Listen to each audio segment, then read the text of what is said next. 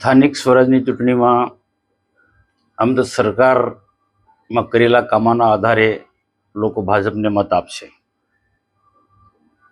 પરંતુ આ વખતે અમને ડર આમ આદમી પાર્ટી કે કોંગ્રેસનો નથી.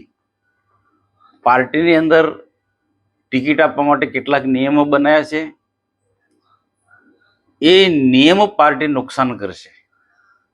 દાખલા તરીકે 60 વર્ષથી ઉંમરવાળાની ટિકિટ નહીં આપવાની, 3 ટર્મ વાળાની ટિકિટ નહીં આપવાની, કોઈ પરિવારવાદમાં હોય એમની ટિકિટ નહીં આપવાની, પોતાના ક્ષેત્ર સિવાય બીજા ક્ષેત્રમાં ચૂંટણી લડવા માટે મંજૂરી નહીં આપવાની. આ બધા જે પાર્ટીએ જે નિયમો બનાવ્યા છે એના કારણે કાર્યકર્તાઓ સખત નારાજ છે. વધુ સમાચારો માટે અમારા પેજને ફોલો કરો અને યુટ્યુબ ઉપર જોઈ રહ્યા હોય તો સબસ્ક્રાઇબ કરી બેલ આઇકન દબાવો.